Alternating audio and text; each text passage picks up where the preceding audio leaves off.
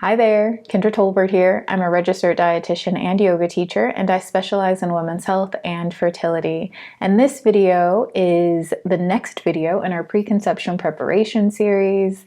I believe it's the 8th video in this overall series, but I do know for a fact that it is the final video in the physical activity and fertility kind of sub-series that exist within this preconception preparation series.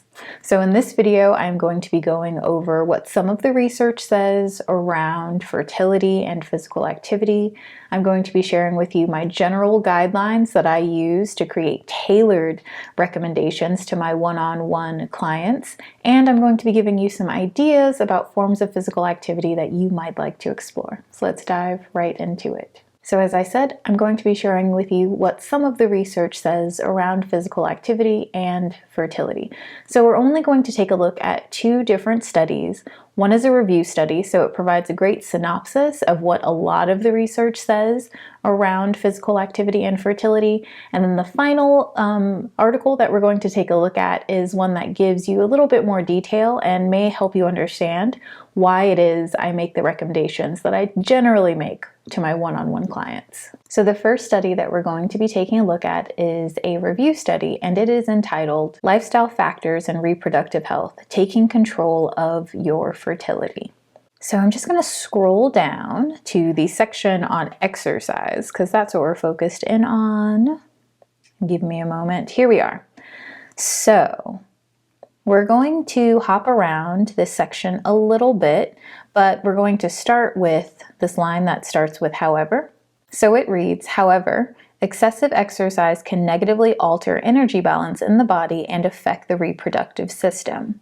Now we're going to hop down to where it says increased frequency.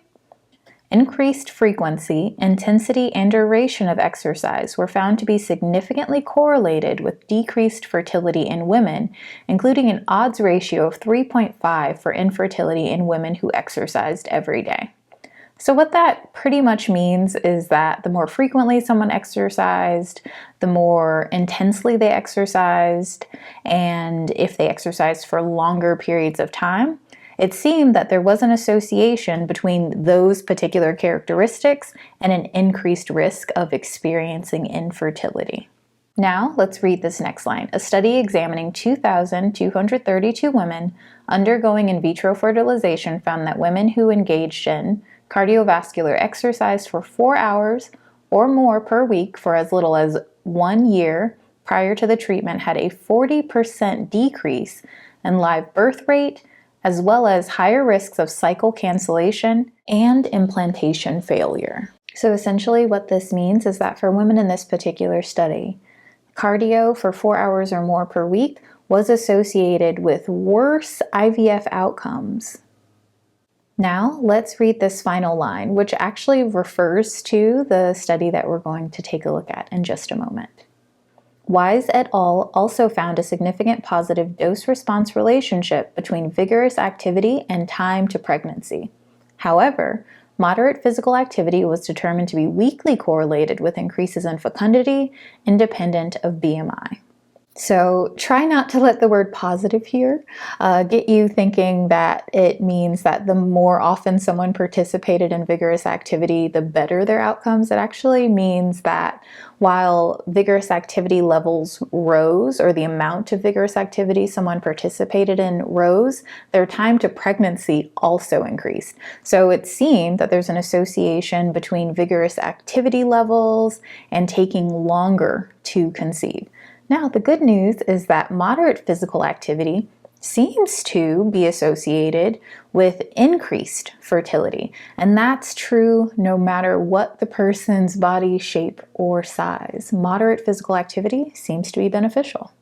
Now we're ready to take a closer look at that study that we just read those 2 lines about in the review study. And this study is called a prospective cohort study of physical activity and time to pregnancy. We're actually going to just look at the conclusion in the abstract, and I believe it's table 2 in this article. But if you want to take a closer look and you want to read the methods and all that jazz, you can do so by heading to the description box below, where I have linked to both of the articles that I'm talking about in this video. Okay, so let's take a look at this conclusion. There was evidence for a dose-response relationship between increasing vigorous physical activity and delayed time to pregnancy in all subgroups of women, with the exception of overweight and obese women. Let me pause here. Y'all know how I feel about categorizing people by BMI, but this is what the researchers say, so I'm sorry. Moderate physical activity was associated with a small increase in fecundability regardless of BMI. These findings indicate that physical activity of any type might improve fertility among overweight and obese women. Good grief. Anyway, moving on. A subgroup at higher risk of infertility. Y'all know how I feel about this. Moving forward, lean women who substitute vigorous physical activity with moderate physical activity may also improve their fertility. Now, all the weight stuff aside, let's go ahead, scroll down, and take a look at that table I was telling you about, table 2. So table 2 does a pretty good job of showing you the associations between increased vigorous physical activity and decreased fecundability and an increased time to conception. So if we take a look at this and we look at vigorous physical activity, hours per week, and we go all the way over to where it says FR, which is fecundability ratio, if we look at it, we can see that as vigorous physical activity increased, the fecundability ratio decreased. So that means that the time to conception increased and the likelihood or the probability of conception in a given cycle actually decreased. But when we look at moderate physical activity, hours per week, and we go over to the adjusted model and we look at fecundability ratio, we actually see that the more hours a week someone participated in moderate physical activity, the higher their fecundability ratio, or the higher the probability of them conceiving in a given cycle. So, did anything surprise you? You might be surprised because I think we often believe that more is more when it comes to physical activity, and that simply does not seem to be true when it comes to fertility. Now, if I were you, I would be wondering, okay, but what do I do with that information? And so hopefully the general guidelines that I share with my clients and that I base their tailored recommendations on will give you some ideas about where to get started. So generally, I recommend that my clients only go with about an hour, and often a lot less than that, like none. So an hour or less of vigorous physical activity in a week. And I recommend that they have at least 2 hours of moderate physical activity in a week. Now, I know that there are some people who will absolutely thrive on more vigorous activity. But I can tell you, based on both the research and what I've seen in practice, is that that's not the case for most people. And I think that's because a lot of people are already depleted from other aspects of their life. A lot of the people that I work with are not eating enough food in order to support that level of activity. A lot of the people that I work with are not getting enough sleep. They are very stressed and they tend to work quite a bit. So those things are already depleting them. So vigorous activity would just add to that. It would just deplete them further. And I think that that is something to keep in mind. You have to consider the full context of your life. Vigorous activity may be great if you are getting enough sleep and you are eating enough to support that level of activity, and you are managing your stress well, and you're not overworked and overexhausted, overexerting yourself in other areas of your life. But if that's not the case for you, then your body may not benefit from vigorous activity, again, because it's already depleted. Please keep that in mind. And of course, work with your personal healthcare team to determine what level of activity might be best for you based on your symptoms, based on your history, based on what's going on in your life. One other thing is that 2 hours doesn't have to be 2 hours at once. It doesn't have to be an hour twice a week. It can be 30 minutes 4 times a week. You really can break it up in whichever way feels best to you. It can be 15 minutes 4 times a week. Well, 15 minutes twice a day, 4 times a week. There we go. Because it really is about the cumulative number of hours, and what that looks like in your day will depend on what your day allows. It will depend on what feels most supportive to you. So again, there's some experimentation in here. There's some figuring out what feels best to you based on your unique circumstances and needs and schedule. So consider all of those things when deciding what level of physical activity feels best for you, and what amount feels best for you, and what duration feels best for you. You might also be wondering how to tell if you are participating in more moderate intensity exercise or vigorous intensity exercise. Don't worry, I got you. There are 2 different ways that I usually use, and one is very simple and one requires a bit more math. Now, the one that is very simple is the talk test. With the talk test, you talk while you are performing your physical activity, and if you are able to talk but not sing, then you are likely performing a more moderate intensity physical activity. Now, on the other hand, if you can't get out any words at all, or you can only get out a handful of words or less before you are gasping for air or before you need to take another breath, then you are likely moving more vigorously. The other way that you can do it is by calculating your max heart rate and then determining if you are within a target heart rate for moderate intensity exercise or vigorous intensity exercise. And that range is going to depending on the source that you turn to. So from the American Heart Association, they recommend going with 50 to 70% of your maximum heart rate.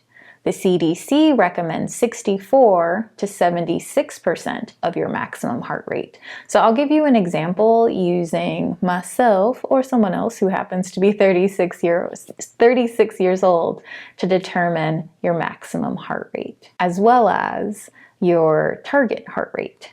So first we're going to start with what the CDC recommends. So to do that, I would subtract my age from 220, which would give me 184. Then I would multiply 184 by 0.64. That's that 64% that I just mentioned.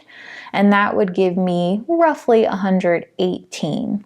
I would also take 184 and multiply it by 0.76, and that would give me roughly 140. Then I would know that my target heart rate for moderate intensity physical activity is 118 to 140 beats per minute. Now, if I'm using a heart rate monitor, if I stay within this zone, then I know that I am in a moderate intensity heart rate zone. Now, if I were to use what the American Heart Association uses, then I would subtract my age from 220. Of course, I'd get 184 again, but this time I would multiply it by 0.5, that's the 50%, and I would get 92. And then I would multiply 184 times 0.7, and I would get roughly 129. So according to the American Heart Association, my target heart rate for moderate intensity physical activity is 92 to 129 beats per minute. There are also some heart rate monitors that will tell you which zone you're in. So if you have one of those, you can also go by what it tells you in terms of what your heart rate zone is and what level of intensity you are performing in a given moment. Before we wrap up and we take a look at some forms of physical activity that I personally like and that you may want to explore, I want to pause and I want to ask you, how are you feeling? I know for a lot of my clients, the idea of doing less vigorous physical activity is really, really scary for them. Vigorous activity is often a part of their identity, right? They're the active one, they're the fit one. And so the idea of being less active is like, well, then who will I be in my group? Will I fit into my group anymore, especially if they're a part of a very physically active group? Some are also afraid that they might gain weight. They're afraid that their body might change, and the physical activity is how they've been attempting to control their body size, and it's scary to let go of that control.